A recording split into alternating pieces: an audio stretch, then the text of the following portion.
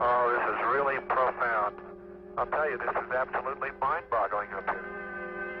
Gentlemen, I can well imagine that a foreign planet must be a weird thing to see. When I was growing up, there was no such thing as astronauts. There was no such thing as going to the moon. There was no such thing as any of that. No such thing as space.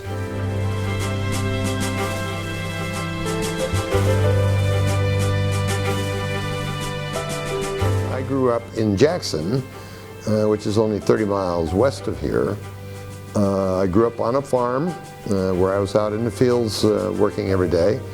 And that farm helped me decide that I had to get an advanced degree of some kind, because otherwise I might get stuck living on that farm the rest of my life, and I wasn't going to do that. So I got myself organized to go on to school. Went to West Point, to the military academy, then went into the Air Force, and then eventually came back to the University of Michigan in the graduate program. I was not even contemplating being an astronaut at that point. I decided to come back to college because I wanted an advanced degree in my own profession, which was flying and being an Air Force officer. And what I was pursuing was my advancement as a pilot and as an Air Force officer in the flight test world to become a test pilot, which is kind of the top of the ladder. So I was doing everything I could to make myself qualified for that. And what I found out, of course, was that it was also qualified to put me in the space program. Same thing. The Apollo 15 crew had connections with Michigan, let's say. We had all, at one time or another, attended school here, either long-term or short-term. I think Dave Scott, our commander, went here one semester in undergraduate school. Jim Irwin and I both went to the graduate school. Jim was back in the 50s and I came in 1961. We also had, I mean, there were other things. We're all academy people too. Dave Scott and I were West Point graduates, and Jim was an Annapolis graduate, but we all kind of ended up at the same school here at the University of Michigan, which is kind of unique in the astronaut program, that we would come up for crew assignments and that coincidence would come to the forefront. It's kind of interesting. 10, 9, 8, ignition sequence start, engines armed, 5, 4, 3, 2, 1, all engines running, launch commenced, liftoff, we have liftoff at 9:34 a.m. Eastern Daylight Time. What's it like to launch in a rocket that big? What's it like is not much. It's very easy. I mean, we lifted off so slowly we didn't even know we were off the ground. So we weren't going anywhere fast to start with, and then we burned out fuel, of course. We got lighter and the thrust stayed the same, so we accelerated.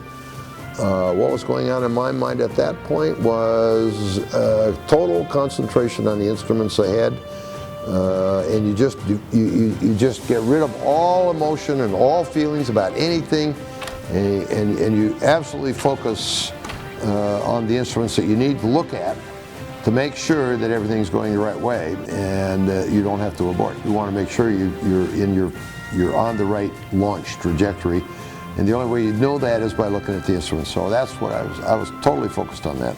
Didn't even think about anything else. So I got most of the flying time on our crew, and being a command module pilot was generally considered the shortest route to being a commander. So I got lots of flying time. I spent 6 days in lunar orbit, 3 of it by myself. There's always a question about what's it like being in lunar orbit by yourself, and I have to tell you the truth, it was the best part of the flight. I thoroughly enjoyed it. I had that whole spacecraft built to myself. I could do whatever I wanted. Basically, I was able to really focus on the experiments that I had to do, and I spent 20 hours a day doing that, from one experiment to another, almost continuously for the 3 days. So I was very busy, and I didn't have time to think about being alone. Actually, I like being alone. That was okay. You know, that's a pretty small spacecraft, and with 2 other guys in there, it gets pretty uncomfortable. So it was fun being by myself. What do I think when I see the moon today? I like to look at it, and I like to think, oh yeah, well, I remember I was up close to that feature. I could see that thing from 60 miles away. The thing about going to the moon is it's a little like going to a movie. You get totally involved in the movie, and you know, you kind of forget the rest of the world is out there. But then when the movie's over, you walk outside, you see people, you see cars, you're back in the real world, and the movie is kind of just a memory, and that's kind of the way going to the moon is too. As the years go by, it gets a little bit further and further in the distance. I don't think about it quite so much, but when I do look at it at night, it's pretty amazing to think that, yeah, we were there.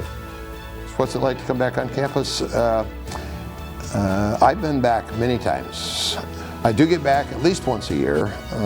I'm not too far away during the summertime, so you know, I should be getting back probably more often because I love this place. When I went through school here, there was no North Campus. It was all down in Maine, all down in the middle of the city, but North Campus is absolutely fantastic and a great place to visit. Lots of good things going on here. This morning they launched satellite, and I was over there with them when they made radio contact with the satellite. It was kind of fun and interesting, and they're really doing some very advanced things here.